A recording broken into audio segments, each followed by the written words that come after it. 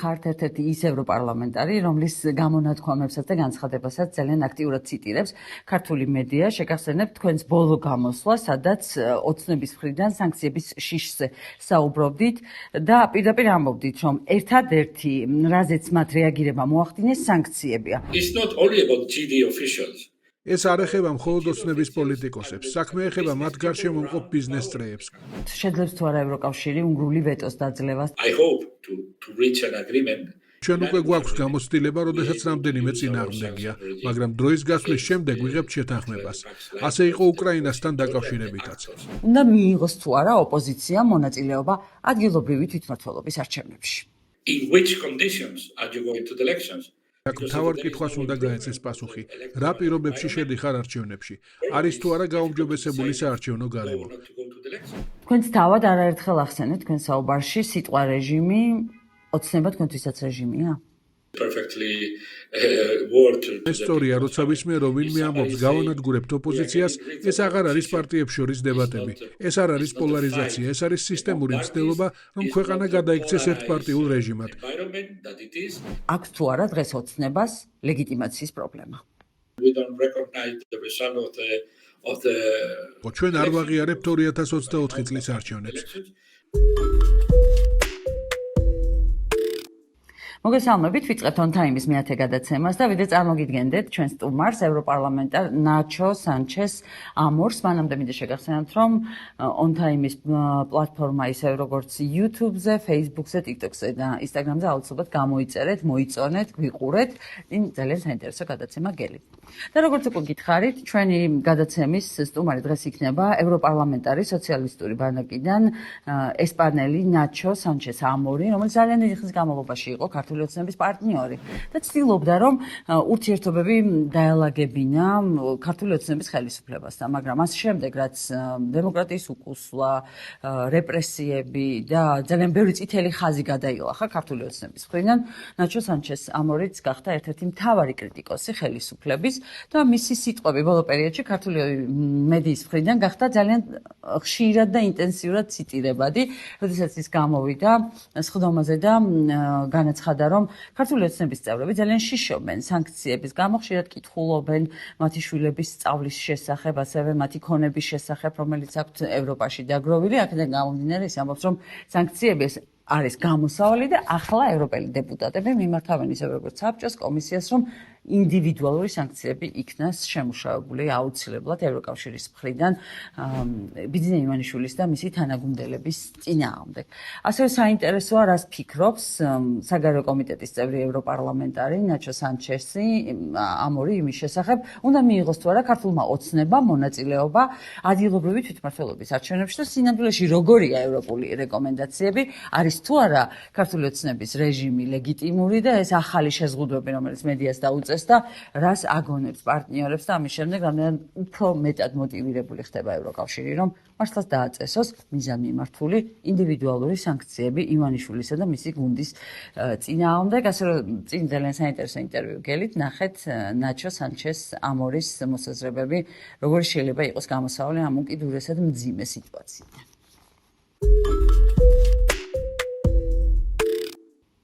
დიდი მადლობა ამ შესაძლებლობისთვის. თქვენ სულ ცოტა ხნის წინ იმყოფებოდით თბილისში, შეხვდით სამოქალაქო სექტორის ქართული ოპოზიციის წარმომადგენლებს, თუმცა წლების განმავლობაში პარტნიორობას უწევდით ოცნებას. თქვენ თვითონ როგორ წარმოგიდგენიათ, როგორ მივიდა ივანიშვილის ხელისუფლება ამ ვითარებამდე და როგორი ქვეყანაა დღეს საქართველო? აშკარად ჩანს, რომ ქართული ოცნების მთავრობა მიყვება ავტორიტარული რეჟიმების სახელმძღვანელოს. ისინი ზუსტად იმავე გზას ადგანან სხვადასხვა ასპექტში, კანონმდებლობაში, პრაქტიკაში და ნარატივში. საქართველოში ვხედავთ ზუსტად იმავეს, რასაც ვხედავთ სხვა ავტორიტარულ ქვეყნებში. კანონები, რომლებიც ზღუდავენ სამოქალაქო საზოგადოებას და პოლიტიკურ თავისუფლებებს, პოლიციური რეპრესიები, მედიის კონტროლი, პრორუსული გზავნილები და ევროპის მუდმივი დისკრედიტაცია. დღეს დაემატა პრემიერ-მინისტრის განცხადება, რომ ევროპარლამენტი იგივე არაც საბჭოთა კავშირის ცენტრალური კომიტეტი. ეს უკვე გონიერი საზოგადოებისთვის შეურაცხმყოფელი სიცრუეა. ერთია ოცნების საჯარო პოლიტიკა, მაგრამ მეორეა ის თუ რა ახსნა განმარტებებს იღებდით თქვენ მათგან დახურულ კარს მიღმა, დახურულ შეხვედრებზე, იქ ქართული ოცნება რას ამბობდა, როგორ შეუძლია მას რომ დასავლურ კურსს უღალატოს და თუ ამჩნევდით მაშინ რომ ისინი რუსეთისკენ მიდიოდნენ. On the contrary, they always say they were committed with the European path. ისინი დახურულ კარს მიღმა გვიმტკიცებდნენ, რომ ევროპისკენ მოდიოდნენ, თუმცა ფაქტები სრულიად საპირისპირო იყო. მე არ მჯერა, რომ ეს რადიკალური ცვლილება ერთ ღამეში მოხდა და ოცნების ელიტამ 200-მა კაცმა უეცრად შეიცვალა აზრი. უეცრად ცვლილება არ იყო ბუნებრივი, არც მოულოდნელი. ისინი მოჩვენებითად იქმნიდნენ დემოკრატიულ იმიჯს. ან ზემოდან მიიღეს მკაცრი ბრძანება კურსის ცვლილებაზე, ან ორივეს კომბინაცია იყო. Or they were simply pretending to be a democratic party, or simply they receive an order to change dramatically, or a combination of two other things. ვინ მოახდინა გავლენა? ივანიშვილმა თუ რუსეთმა? No, I'm not talking about Russia. მე ზუსტად არ ვიცი იყო ეს ივანიშვილი თუ რუსეთი, მაგრამ მოკლედ რომ ვთქვათ 2023-ში პრემიერ-მინისტრის შეცვლა ივანიშვილის ბრძანებით იყო გარდამტეხი მომენტი. იმ წამიდან ქვეყანა ევროპული გზიდან შორს წავიდა. როგორც გითხარით, ეს უეცრად ერთ ღამეში არ ხდება. ეტყობა ამისთვის ემზადებოდნენ. მოხდა კურსის ისეთი ცვლილება და გადაწყვეტილებები, რომლებიც აბსოლუტურად შეუთავსებელია ევროკავშირთან. და როგორც უკვე გითხარით, თქვენ ხართ ერთ-ერთი ის ევროპარლამენტარი, რომლის გამონათქვამებსაც და განცხადებასაც ძალიან აქტიურად ციტირებს ქართული მედია. შეგახსენებთ თქვენს ბოლო გამოსვლა, სადაც ოცნების მხრიდან სანქციების შიშზე საუბრობდით და პირდაპირ ამბობდით, რომ ერთადერთი, რაზეც მათ რეაგირება მოახდინეს, სანქციებია. ხალხს დაურეკეს კითხვებით, რა ბედი ეწია ჩემს აქტივს, ჩემს სახლს ესპანეთში, ჩემს შვილებს, რომლებიც ბელგიაში სწავლობენ, რამდენიმე სახელი დასახელდა, რომ მათ დაურეკეს კავშირს და არასამთავრობო ორგანიზაციებს კითხვით, თუ როგორ შეუძლიათ ამ სიიდან გასვლა. შეგიძლიათ უფრო მეტი გითხრათ ამის შესახებ, რა ტიპის კომუნიკაცია აქვს ქართული ოცნების წარმომადგენლობას ევროკავშირის წევრებთან, სანქციებთან დაკავშირებით? Well, it's not only about GD officials. It's about the GD officials and the business people around the power in the country. ეს არ ეხება მხოლოდ ოცნების პოლიტიკოსებს, საქმე ეხება მათ გარშემო მყოფ ბიზნეს წრეებს, გავლენიან ფიგურებს. როცა სანქციების შესახებ საუბარი დაიწყო, სწორედ ეს ფიგურები პირველი შეშფოთდნენ. საქართველოში ჩვენი ბოლო ვიზიტისას ყველა ვისაც შევხვდით, ამბობდა ერთსულოვნად. ერთადერთი რაც მათ მართლა აშინებთ, პერსონალური სანქციებია. არანაირი განცხადება, რეზოლუცია ან კრიტიკა არ აწუხებთ, მაგრამ როცა გვარი ჩნდება სასანქციო სიაში, იქ უკვე რეალური პანიკაა. სანქციები უკვე შეეხო მათ ანგარიშებს, მოგზაურობას, ოჯახის წევრებს. Personal sanctions related to assets, troubles, families, etc. დიახ, ოცნების წევრები სარგებლობენ ყველა ევროპული სიკეთით, ანგარიშები აქვთ ევროპაში, მათი შვილები სწავლობენ ევროპულ უნივერსიტეტებში და სასწავლებლებში, ძალიან სამოგზაუროდ, ჯანმრთელობის პრობლემების მოსაგვარებლად. One of the consequences of that personal sanctions we have პერსონალური სანქციების შედეგები მართლაც მძიმე იქნება. პარლამენტის პოზიცია ნათელია. ჩვენ მივმართავთ საბჭოს და კომისიას. უმაღლეს წარმომადგენელს კაია კალას, რომ სანქციები არის მნიშვნელოვანი გამოსავალი. ჩვენ უკვე ვცადეთ ევროკავშირის ფარგლებში სანქციების შემოღება, მაგრამ პრობლემა ის არის, რომ საჭიროა საბჭოს ერთსულოვანი მხარდაჭერა. ყველა მიცის, ზოგი ქვეყანა ჯერ კიდევ წინააღმდეგია. ამიტომ დღეს მუშაობთ ორი მიმართულებით. ევროკავშირის შიდა ფორმატში საერთო გადაწყვეტილება, როგორც უკრაინის შემთხვევაში, ან მეორე ვარიანტი, ინდივიდუალურად წევრ სახელმწიფოებთან, რომ ცალ-ცალკე დააწესონ წევრმა ქვეყნებმა სანქციები. This is the moment in which we are now. ამავე თემას გავაგრძელებთ. თქვენ სულ ცოტა ხნის წინ მასპინძლობდით ევროპარლამენტში ქართული სამოქალაქო სექტორის წევრებს, რომლებმაც ძალიან კონკრეტულად ჩამოაყალიბეს ის პრობლემები, რომელიც ქვეყანას აქვს. დიდი მადლობა ამ მიღებისთვის და ისინიც და ქვეყნის შიგნითაც და გარეთაც უკვე რეალურად ყველა საუბრობს იმაზე, რომ მართლაც მთავარი გამოსავალი ეს არის სანქციები და თუ უკრაინის შემთხვევაში მოხერხდა ლიბერალური უმრავლესობის მობილიზაცია, შეიძლება თუ არა ეს მართლაც გაკეთდეს საქართველოსთვის და მოახერხებს თუ არა კავშირი ბიძინა ივანიშვილისა და მისი გუნდის დასანქცირებას. Well, this is the information we received when we visited Tbilisi. ჩვენ თბილისში ვიზიტის დროს საზოგადოებრივ აქტივისტებთან საუბრისას გაირკვა, რომ კონკრეტულ პირებს, ვინც იგრძნო სანქციების საფრთხე, უკვე ჰქონდათ რეაქცია. როგორც უკვე გითხარით, მათ დაიწყეს გარკვევა, როგორ ავირიდოთ სანქცირება, როგორ მოვახერხოთ, რომ ჩვენი სახელი არ გაჟღერდეს. გადავარჩინოთ ჩვენი ქონება. ასეთ დროს იწყება ნამდვილი შიში, როცა კანონზე ან რეზოლუციაზე ვსაუბრობთ, სიჩუმეა, მაგრამ როცა საუბარია კონკრეტულ გვარებზე, იქ რეაქცია იწყება. Linked to the sanctions, these persons apparently they reacted and they approached some people to request some advice about how to avoid to be sanctioned. ეს თემა რომ ბოლომდე გავარკვიოთ, შესაძლებელია თუ არა უნგრული ვეტოს დაძლევა და ევროკავშირმა ამ მექანიზმზე მუშაობა დაიწყო და რა სტადიაშია ეს პროცესი, ისევე როგორც უკრაინის შემთხვევაში კიდევ ერთხელ მინდა ვახსენო ეს თემა მოხერხდა მისი დათანხმება, რომ უკრაინისთვის დაფინანსება მიეცათ, საქართველოს შემთხვევაშიც რამდენად წარმატებული შეიძლება აღმოჩნდეს იგივე ფორმულა და იგივე მოლაპარაკებები, რაც უკრაინასთან დაკავშირებით იყო. Well, we have to our logic is ევროკავშირის ლოგიკა ასეთია, გადაწყვეტილება აუცილებლად უნდა იყოს ერთსულოვანი და ჩვენ უკვე გვაქვს გამოცდილება, როდესაც რამდენიმე წინააღმდეგია, მაგრამ დროის გასვლის შემდეგ ვიღებთ შეთანხმებას. ასე იყო უკრაინასთან დაკავშირებითაც. როგორც უკვე გითხარით, ასევე მუშაობთ იმაზე, რომ წევრმა სახელმწიფოებმა ინდივიდუალურად, ბილატერალურად გამოიყენონ სანქციები. ამით ვეუბნებით საქართველოს ხელისუფლებას. ამას გვერდს ვერ ავუვლით და მე ვფიქრობ, რომ მიზანმიმართული სანქციები უნდა დაწესდეს არა მხოლოდ დემოკრატიული უკუსლის, არამედ კორუფციის გამოც. Not only the democratic backsliding, but the corruption linked to the power and to practices in the country. საქართველოში ძალიან ცხელი თემაა ადგილობრივი თვითმმართველობის არჩევნები და ევროპარლამენტის ის რეზოლუცია, რომელიც საგარეო კომიტეტში იქნა განხილული. სწორედ აქედან გამომდინარე, მინდა გკითხოთ, რა რეკომენდაციას აძლევს ევროპარლამენტი ქართულ პოლიტიკურ სპექტრს, უნდა მიიღოს თუ არა ოპოზიციამ მონაწილეობა ადგილობრივი თვითმმართველობის არჩევნებში. I don't know when we met the opposition last როცა ოპოზიციას შევხვდით, იგრძნობოდა გაორებული მდგომარეობა. გადაწყვეტილების მიღებამდე აქ მთავარ კითხვას უნდა გაეცეს პასუხი. რა პირობებში შედიხარ არჩევნებში? არის თუ არა გაუმჯობესებული საარჩევნო გარემო? Because if there is no improvement of the electoral environment, probably it's difficult to decide if go or not to go to the election. And then we have to put the focus and the pressure on the conditions. On the condition related to the electoral environment. რთული გადაწყვეტილებაა, მაგრამ ამ შემთხვევაში ფოკუსი უნდა გადავიტანოთ საარჩევნო პირობებზე, რომელიც ეხება საარჩევნო გარემოს, ხელისუფლების დამოკიდებულებას, საარჩევნო გამოცდილებას, რომელიც არის ქვეყანაში. ამიტომ პირველ რიგში ის უნდა გაირკვეს, თამაშის რა წესებით ჩატარდება ადგილობრივი თვითმმართველობის არჩევნები. მესმის, რომ რთული გადაწყვეტილებაა, მაგრამ უნდა გაარკვიო იგივე რეპეტიციაზე მოხდები თუ არა, რაც ადრე იყო, და ეს ყველაფერი უახლოესი კვირების მანძილზე უნდა გაირკვეს. Another repetition of the things that we saw in the last election, you are going to defeat it the same, but you are in some way legitimizing the procedures.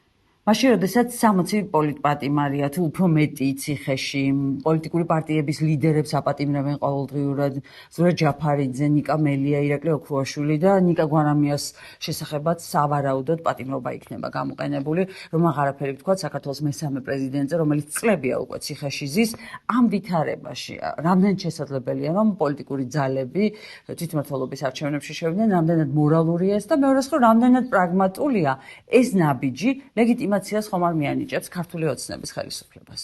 I know for sure they are working in a common decision. დარწმუნებული ვარ, ისინი მუშაობენ საზოგადოების წინაშე წარდგნენ ერთიანი და თანმიმდევრული გეგმით და აჩვენებენ იმას, რომ მზად არიან ერთობლივად დაუპირისპირდნენ რეჟიმს. ეს მათი გადასაწყვეტია, ჩვენ ვერ მივცემთ რეკომენდაციებს და რჩევებს. ევროპარლამენტის რეზოლუციებში არაერთხელ ჩაიწერა მოწოდება, რომ საქართველოში უნდა ჩატარდეს რიგგარეშე საპარლამენტო არჩევნები. თქვენი აზრით, რა შემთხვევაში დათანხმდება ივანიშვილი რიგგარეშე საპარლამენტო არჩევნებს და იქნება თუ არა ეს კრიზისიდან გამოსავალი? The key in which way we can have a kind of reassurances that the აქ თავარი არის ის, რომ არ განმეორდეს იგივე, რაც მოხდა წინა საპარლამენტო არჩევნებში. ჩვენ დავინახეთ, რომ ქართული ოცნება ამზადებს არჩევნებს ისე, რომ საბოტაჟი გაუკეთოს საერთაშორისო დამკვირვებლებს. მაგალითად, ახალი დეკრეტი კრძალავს დამკვირვებლის იმ კონკრეტულ ადგილზე ყოფნას, სადაც შეუძლია დაინახოს, გამოიყენა თუ არა ვინმე მსხვისი პირადობა. ეს შემთხვევითი არ არის. ეს გეგმის ნაწილია, გააგრძელონ იგივე манипуляციები, რაც წინა არჩევნებში გააკეთეს. ეს ნიშნავს, რომ მმართველი პარტია ცდილობს დააზღვიოს საკუთარი მოგება, არა ხალხის ბაზე დაყრდნობით, არამედ პროცედურების манипуლირებით. This is part of the plan probably to continue doing the same kind of things that they did in the past. თქვენ საქმის კურსში ხართ ცენზურის ახალ კანონზე, სადაც აგვეკრძალა ისეთ სიტყვების გამოყენება, როგორც არის რეჟიმი, პოლიტპატიმარი, ოლიგარქიული სისტემა, პოლიტიკურად მოტივირებული დევნა, სინდისის პატიმრები და ასე შემდეგ. რა გზაზე დგას ახლა რეჟიმი? Well, I'm not the journalist, you are. მე არა ვარ ჟურნალისტი, მაგრამ პატივს ვცემ თქვენს პროფესიონალიზმს. მინდა ვთქვა მარტივად და პირდაპირ, საქართველო მიდის ავტორიტარიზმის გზაზე. დემოკრატიული ქსოვილი ნგრევას იწყებს. დამოუკიდებელი ინსტიტუტები, სამართლიანი პროცესები, სამოქალაქო სივრცე, ყველაფერი დაანგრევის პირასაა. შეიძლება მომავალში ეს გამოსწორდეს, მაგრამ ამას დასჭირდება ძალიან სერიოზული პოლიტიკური ცვლილება და შემდეგ საზოგადოებრივი გარემოს განკურნება. თქვენც თავად არაერთხელ ახსენეთ თქვენ საუბარში სიტყვა რეჟიმი, ოცნება თქვენთვისაც რეჟიმია?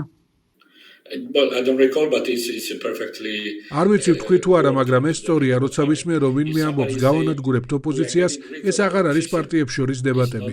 ეს არ არის პოლარიზაცია, ეს არის სისტემური მცდელობა, რომ ქვეყანა გადაიქცეს ერთპარტიულ რეჟიმად, სადაც სხვა ვერასდროს დაიკავებს ძალაუფლებას. და ეს ზუსტად იმას ნიშნავს, რასაც რეჟიმი ჰქვია. მე ვარ ჟურნალისტი, რომელიც სასამართლოში 5,000 ლარით გაურკვეველი მიზეზის გამო დააჯარიმეს, თითქოს მე დავებოდნენ გზის გადაკეთვას, ამის მტკიცებულებაც არ ქონდათ, იმას რომ თავი დავანებოთ, რომ მე ჟურნალისტურ უფლებამოსილებას ვასრულებდი. ანუ მედიის მიმართ რეპრესიები უფრო გაგრძელდა და იმ დღეს მე ვიყავი ერთადერთი ადამიანი, ფაქტობრივად ერთ გოგონასთან ერთად, რომელიც არ დააპატიმრეს. ანუ რეჟიმი გადავიდა რეპრესიების ახალ ტალღაზე. რით შეიძლება უპასუხოს ამ ყველაფერს ევროკავშირმა? Yes, as I said, it's part of the playbook of every authoritarian ruler is to silence the media and to impede. მედიის ჩახშობა ეს არის ყველა ავტორიტარული რეჟიმის მთავარი იარაღი. ჟურნალისტებს არ აძლევენ შეხვედრებზე დასწრების უფლებას. კონფისკაციას უკეთებენ ტექნიკას, უმტვრევენ კამერებს. აძლევენ დირექტივებს, რა სიტყვა გამოიყენონ და რა არა. და მერე იგივე მთავრობა ამბობს, ევროპარლამენტის საბჭოთა სტილში მუშაობს. რეალურად კი თვითონ მოქმედებენ ზუსტად საბჭოური მეთოდებით. არადა ეს არის ავტორიტარული სახელმძღვანელო. სწორედ ამიტომ დგას ამდენ ხანს ხალხი რუსთაველზე. მეორეს მხრივ ეს ხელისუფლება ცდილობს პერსონალური თავისუფლება ადამიანებს, ჟურნალისტებს, ეკონომიკური ბერკეტებით წაართვას.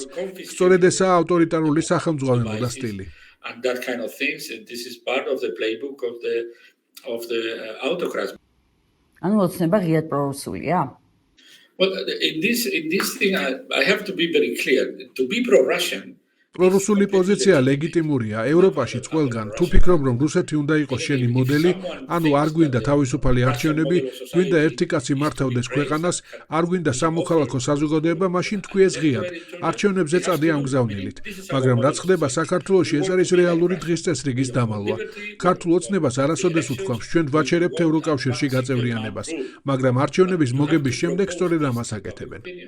ანუ ბოლომდე ჩამოიხსნეს ნიღბები, წინასაარჩევნოდ ხალხს ვერ გაუბედეს იმის თქმა, რომ ევროკავშირში შესვლას არ აპირებდნენ და როგორც კი დასრულდა არჩევნები, მაშინ უკვე ღიად განაცხადეს, რომ ისინი ცვლიდნენ საგარეო კურსს. They simply prefer not to offer the real political idea of Georgia. როგორც ჩანს, ხელისუფლებამ უბრალოდ აერჩია გზა არ გაუმჟღავნოს საზოგადოებას თავისი რეალური დღის წესრიგი. არჩევნების წინ მათ განაცხადეს, ჩვენ განვაგრძობთ ევროინტეგრაციის გზას, მაგრამ შიდა კულუარებში ეუბნებოდნენ საკუთარ მხარდამჭერებს, ოპოზიციას მოვიშორებთ. ეს აღარ გავს მრავალპარტიულ დემოკრატიას, ეს გავს ერთპარტიულ რეჟიმს. არასოდეს უთქვამს, რომ ევროკავშირის კანდიდატის სტატუსს უარყოფდნენ, მაგრამ ამის გაკეთება ფაქტობრივად უკვე დაიწყეს. We are stopping the accession. და ბოლოს, მაინტერესებს თქვენი აზრი. არის თუ არა ოცნების ხელისუფლება დღეს ლეგიტიმური? საპარლამენტო არჩევნების შემდეგ ეს პრობლემა მართლაც ჰქონდა ივანიშვილის გუნდს, იმიტომ რომ ჩვენ არ გვინახავს ოცნების არჩევნების აღიარება, არც ევროკავშირისგან, არც შეერთებული შტატებისგან, პარტნიორებისგან, თუ არ ჩავთვლით ორბანს და რამდენიმე სახელმწიფოს. თქვენი აზრით, აქვს თუ არა ოცნებას დღეს ლეგიტიმაციის პრობლემა? Now the position of the European Union has been clearly expressed that is ევროკავშირის პოზიცია თავიდანვე ნათელი და ცალსახა იყო. ჩვენ არ ვაღიარებთ 2024 წლის არჩევნებს, იმიტომ რომ ყველამ იცის როგორ ჩატარდა ეს არჩევნები. სწორედ ამიტომ ევროკავშირმა სამთავრობო დონეზე ოცნებასთან ურთიერთობა შეწყვიტა. იგივე ეხება პარლამენტს. ჩვენი დელეგაცია თბილისში ყოფნისას არ შეხვდა ოცნების პარლამენტარებს. ამის ნაცვლად ჩვენ შევხვდით ოპოზიციას და სამოქალაქო სექტორს. we conducted our mission without contact with authorities, and then we did it with the civil society and the opposition parties. ძალიან დიდი მადლობა, ვფიქრობ, რომ საინტერესო ინტერვიუ გამოგვივიდა. My pleasure, Nadia.